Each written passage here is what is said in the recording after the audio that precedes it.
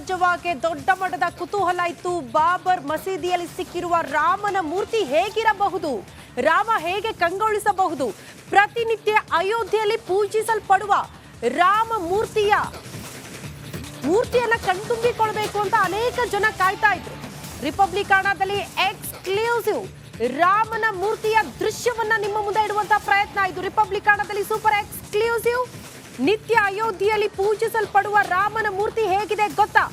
ರಾಮ, ಲಕ್ಷ್ಮಣ, ಭರತ, ಶತ್ರುಘ್ನ 4 ಸೋದರರು ಬಾಲಾವಸ್ಥೆಯಲ್ಲಿರುವ ಅದ್ಭುತ ಫೋಟೋ ರಿಪಬ್ಲಿಕಾನಾದಲ್ಲಿ.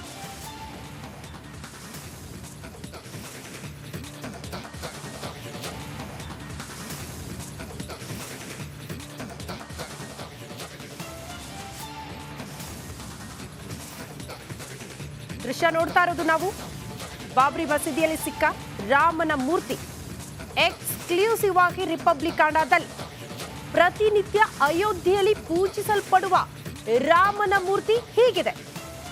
ಈ ರಾಮ ಮೂರ್ತಿಯನ್ನ ಕಣ್ತುಂಬಿಕೊಳ್ಳೋದಕ್ಕೆ ಅನೇಕ ಜನ ಕಾತರದಿಂದ ಕಾಯ್ತಾ ಇದ್ರು. ರಾಮನ ಮೂರ್ತಿಯ ಎಕ್ಸ್ಕ್ಲೂಸಿವ್ ದೃಶ್ಯ ರಿಪಬ್ಲಿಕಾನಾದಲ್ಲಿ ಮಾತ್ರ.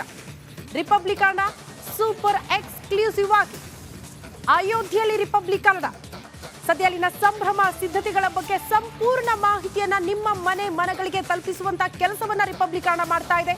ಅದ್ರ ಜೊತೆಗೆ ರಾಮನ ಮೂರ್ತಿ ಹೇಗಿರಬಹುದು, ಬಾಬ್ರಿ ಮಸೀದಿಯಲ್ಲಿ ಸಿಕ್ಕಿರುವಂತಹ ರಾಮನ ಮೂರ್ತಿ ಇದೆ. ಈ ಕುರಿತು ನಮ್ಮ ಪ್ರತಿನಿಧಿ ಸ್ಮಿತಾ ರಂಗನಾಥ್ ರಾಮ ಜನ್ಮಭೂಮಿಯಲ್ಲೇ ಇದ್ದಾರೆ, ಒಂದು ಪ್ರತ್ಯಕ್ಷ ವರದಿ ಕೊಟ್ಟಿದ್ದಾರೆ. ಈ ಕುರಿತು ಬನ್ನಿ ನೋಡ್ಕೊಂಡು ಬರೋಣ. ರಿಪಬ್ಲಿಕ್ ಕನ್ನಡ ಈಗಿರೋದು ರಾಮನ ಮೂರ್ತಿಯ ಪೂಜೆ ಈ ದಿನದವರೆಗೂ ನಡೀತಾ ಇರುವ ಜಾಗದ ಅತ್ಯಂತ ಸಮೀಪದಲ್ಲಿ. ಒಂದು ಕಡೆಯಲ್ಲಿ ನೂತನ ಭವ್ಯ ರಾಮ ಮಂದಿರ ನಿರ್ಮಾಣವಾಗ್ತಾ ಇದೆ, ಮತ್ತೊಂದು ಕಡೆಯಲ್ಲಿ ಸಾವಿರಾರು ವರ್ಷಗಳ ಹಿಂದೆ ಇದೇ ರಾಮನ ಮೂರ್ತಿಗೆ ಪೂಜೆಯನ್ನ ಸಲ್ಲಿಕೆ ಮಾಡಲಾಗ್ತಾ ಇತ್ತು ಅನ್ನೋ ವಿಚಾರ ಏನು ಪ್ರಸ್ತಾಪ ಆಗುತ್ತೆ.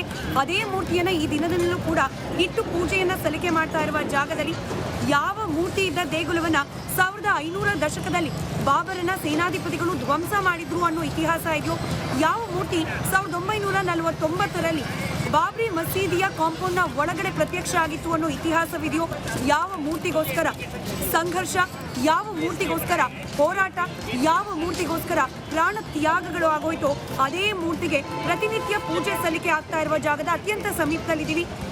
ಅಲ್ಲಿ ಯಾವ ರೀತಿಯಾಗಿ ಪ್ರತಿಷ್ಠಾಪನೆ ಆಗಿದೆ ರಾಮನ ಮೂರ್ತಿ, ಹಾಗೆ ಪೂಜೆ ಯಾವ ರೀತಿ ಆಗುತ್ತೆ ಅದರ ವಿವರವನ್ನ ನಿಮ್ಮ ಮುಂದಿಡುವ ಪ್ರಯತ್ನವನ್ನ ಮಾಡ್ತಾ ಇದೆ ರಿಪಬ್ಲಿಕ್ ಕನ್ನಡ.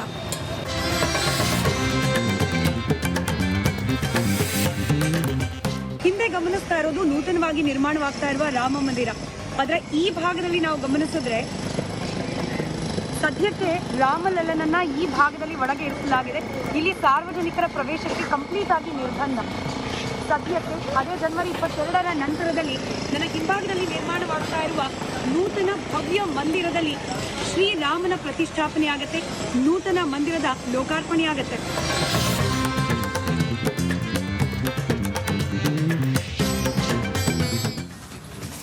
ಈ ಬಗ್ಗೆ ಮತ್ತಷ್ಟು ಡೀಟೇಲ್ಸ್ ಅನ್ನು ಕೊಡೋದಕ್ಕೆ ರಾಮ ಜನ್ಮ ಭೂಮಿಯಿಂದಲೇ ನಮ್ಮ ಪ್ರತಿನಿಧಿ ಸ್ಮಿತಾ ರಂಗನಾಥ್ ನೇರ ಸಂಪರ್ಕದಲ್ಲಿ ಜಾಯಿನ್ ಆಗ್ತಿದ್ದಾರೆ. ಸ್ಮಿತಾ, ಸತತವಾಗಿ ರಾಮನೂರಿನಿಂದ ವರದಿ ಮಾಡ್ತಿದ್ದೀರಿ, ಕನ್ನಡಿಗರಿಗೋಸ್ಕರ ಇಲ್ಲಿನ ಸಿದ್ಧತೆ ಸಂಭ್ರಮದ ಬಗ್ಗೆ ಮಾಹಿತಿ ಕೊಡ್ತಾ ಇದ್ದೀರಿ, ಬರುವಂತಹ ಪ್ರವಾಸಿಗರಿಗೆ ಯಾವ ರೀತಿ ವ್ಯವಸ್ಥೆ ಇದೆ ಅನ್ನೋದನ್ನ ಕೂಡ ಎಕ್ಸ್ಪ್ಲೇನ್ ಮಾಡ್ತಾ ಇದ್ರಿ.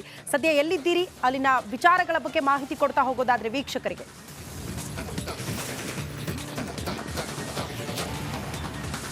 ಶ್ರುತಿ, ಸದ್ಯಕ್ಕೆ ನಾವಿರೋದು ಅಯೋಧ್ಯೆಯಲ್ಲಿ ನೂತನವಾಗಿ ನಿರ್ಮಾಣವಾಗಿರುವ ಹಾಗೆ ನಾಳೆ ಲೋಕಾರ್ಪಣೆಯಾಗಲಿರುವ ಏರ್ಪೋರ್ಟ್ ಕನೆಕ್ಟಿಂಗ್ ರಸ್ತೆಯಲ್ಲಿ, ಮುಖ್ಯ ರಸ್ತೆಯಲ್ಲಿ. ಆದರೆ ನಾನೀಗ ನಮ್ಮ ಕನ್ನಡದ ವೀಕ್ಷಕರಿಗೆ ವಿವರಿಸಬೇಕಾಗಿರೋದು ರಿಪಬ್ಲಿಕ್ ಕನ್ನಡಕ್ಕೆ ಎಕ್ಸ್ಕ್ಲೂಸಿವ್ ಆಗಿ ಸಿಕ್ಕಿರುವಂತಹ ರಾಮನ ಮೂರ್ತಿಯ ಆ ಒಂದು ಅದ್ಭುತವಾದ ದೃಶ್ಯಗಳ ಬಗ್ಗೆ. ಶ್ರುತಿ, ಯಾವ ರಾಮನ ಮೂರ್ತಿ ಬಗ್ಗೆ ಸಂಘರ್ಷಗಳು ಆಯಿತು, ಯಾವ ರಾಮನ ಮೂರ್ತಿಗೆ ಒಂದು ಮಂದಿರ ನಿರ್ಮಾಣ ಆಗಬೇಕು ಅಂತ ಹೇಳಿ ಹೋರಾಟಗಳಾಯಿತು, ಯಾವ ರಾಮನ ಮಂದಿರ ಇದ್ದ ಜಾಗವನ್ನು ಒಡೆದು ಬಾಬರಿ ಮಸೀದಿಯನ್ನು ಕಟ್ಟಲಾಗಿತ್ತು ಅಂತ ಹೇಳಲಾಗುತ್ತೋ, ಯಾವ ರಾಮನ ಮೂರ್ತಿ 1949ರಲ್ಲಿ ಅದೇ ಬಾಬರಿ ಮಸೀದಿಯ ಕಾಂಪೌಂಡ್ನ ಒಳಗಡೆ ಲಭ್ಯವಾಯಿತು, ಆ ಮೂರ್ತಿಯನ್ನು ಇವತ್ತಿಗೂ ಕೂಡ ನೂತನವಾಗಿ ನಿರ್ಮಾಣವಾಗ್ತಾ ಇರುವ ರಾಮ ಮಂದಿರದ ಪಕ್ಕದಲ್ಲೇನೆ ಒಂದು ಚಿಕ್ಕ ಮಂದಿರವನ್ನ ನಿರ್ಮಿಸಿ ಅಲ್ಲಿಟ್ಟು ಪೂಜೆಯನ್ನ ಮಾಡಲಾಗ್ತಾ ಇದೆ. ಈ ಮೂರ್ತಿಯನ್ನ ಕಣ್ತುಂಬಿಕೊಳ್ಳಲಿಕ್ಕೆ ಸಹಸ್ರಾರು ಮಂದಿ ಸಹಸ್ರಾರು ಕಿಲೋಮೀಟರ್ ಯಾತ್ರೆಯನ್ನ ಮಾಡಿ, ಕೆಲವರು ಪಾದಯಾತ್ರೆ, ಕೆಲವರು ಸೈಕಲ್ ಯಾತ್ರೆ, ಹೀಗೆ ಬೇರೆ ಬೇರೆ ರೀತಿಯಲ್ಲಿ ಅಯೋಧ್ಯೆಯನ್ನ ತಲುಪಿ ಆ ರಾಮನ ದರ್ಶನವನ್ನ ಪಡ್ಕೊಳ್ಳಿಕ್ಕೆ ಹೋರಾಟವನ್ನ ಮಾಡ್ತಾರೆ. ಆ ಒಂದು ಜಾಗಕ್ಕೆ ರಿಪಬ್ಲಿಕ್ ಕನ್ನಡ ನಿನ್ನೆ ಹೋಗಿತ್ತು. ಯಾವುದೇ ಮಾಧ್ಯಮಕ್ಕೆ, ಯಾವುದೇ ಕ್ಯಾಮ್ರಾಗೆ ಅಲ್ಲಿ ಪ್ರವೇಶ ಇಲ್ಲ.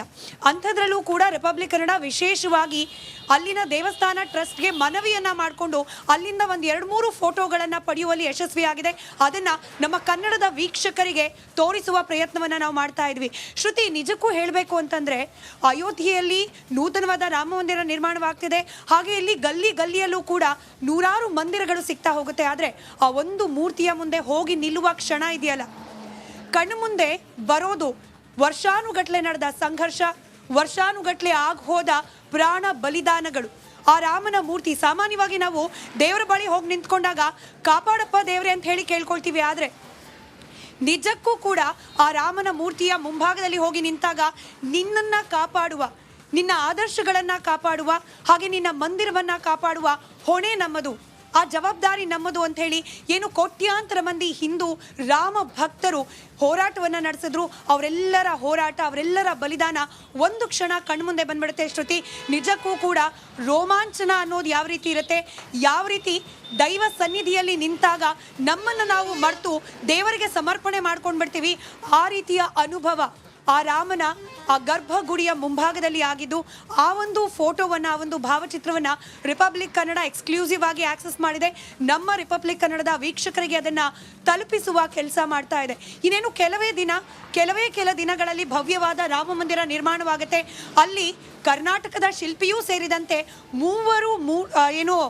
ಶಿಲ್ಪಿಗಳು ಕೆತ್ತುತ್ತಾ ಇರುವ ಮೂರ್ತಿಯಲ್ಲಿ ಒಂದು ಅದ್ಭುತವಾಗಿರುವ ರಾಮನ ಬಾಲಾವಸ್ಥೆಯ 5 ವರ್ಷ ಇರುವ ರಾಮನ ಒಂದು ವಿಗ್ರಹವನ್ನು ಪ್ರತಿಷ್ಠಾಪನೆ ಮಾಡಲಾಗುತ್ತೆ. ಆದರೆ ಈ ಒಂದು ಮೂರ್ತಿ ಏನು ರಿಪಬ್ಲಿಕ್ ಕನ್ನಡದ ವೀಕ್ಷಕರು ಈಗ ಗಮನಿಸ್ತಾ ಇದ್ದಾರೆ, ರಾಮ, ಲಕ್ಷ್ಮಣ, ಭರತ, ಶತ್ರುಘ್ನ 4 ಕೂಡ ಬಾಲಾವಸ್ಥೆಯಲ್ಲಿರುವಂತಹ ಈ ಒಂದು ವಿಗ್ರಹ, ಇದಕ್ಕಿರುವ ಐತಿಹ್ಯವೇ ಬೇರೆ, ಇದಕ್ಕಿರುವ ಪ್ರಾಮುಖ್ಯತೆಯೇ ಬೇರೆ, ಹಾಗೆ ಇದಕ್ಕೋಸ್ಕರ ನಡೆದಿರುವ ಹೋರಾಟ ಸಂಘರ್ಷಗಳೇ ಬೇರೆ.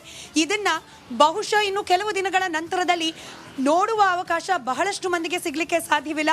ಹೀಗಾಗಿ ರಿಪಬ್ಲಿಕ್ ಕನ್ನಡ ಇವತ್ತು ಮುಂಜಾನೆಯೇ ರಿಪಬ್ಲಿಕ್ ಕನ್ನಡದ ಸಮಸ್ತ ವೀಕ್ಷಕರಿಗೆ ಶ್ರೀರಾಮನ ದರ್ಶನವನ್ನು ಮಾಡಿಸುವ ಪ್ರಯತ್ನವನ್ನು ಮಾಡ್ತಾ ಇದೆ. ಅದಾದ ನಂತರದಲ್ಲಿ ಇವತ್ತು ಮುಂದಿನ ಭಾಗದಲ್ಲಿ ರಿಪಬ್ಲಿಕ್ ಕನ್ನಡದ ವೀಕ್ಷಕರಿಗೆ ಅಯೋಧ್ಯೆಯಲ್ಲಿ ನಿರ್ಮಾಣವಾಗಿರುವ ನೂತನವಾದ ಏರ್ಪೋರ್ಟ್ ಯಾವ ರೀತಿ ಇದೆ, ಹಾಗೆ ಇಲ್ಲಾಗ್ತಿರುವ ಅಭಿವೃದ್ಧಿ ಕಾರ್ಯಗಳು ಯಾವ ರೀತಿ ಇದೆ, ಇದೆಲ್ಲದರ ಡೀಟೇಲ್ಸ್ ಅನ್ನ ಮುಂದಿನ ಹಂತದಲ್ಲಿ ಕೊಡ್ತಾ ಹೋಗ್ತೀವಿ. Over to studio. Thank you Smita. ರಾಮನೂರಿನಿಂದ ರಿಪಬ್ಲಿಕ್ ಕನ್ನಡ ನಿರಂತರವಾಗಿ ವರದಿ ಮಾಡ್ತಾ ಇರೋದು, ಅಲ್ಲಿನ ಸಿದ್ಧತೆ ಯಾವ ರೀತಿ ಇದೆ, ರಾಮ ಜನ್ಮಭೂಮಿಯ ವಿಶೇಷತೆ, ರಾಮಲಲ್ಲಾನ ಪ್ರತಿಷ್ಠಾಪನೆ ಯಾವ ರೀತಿ ಆಗುತ್ತೆ.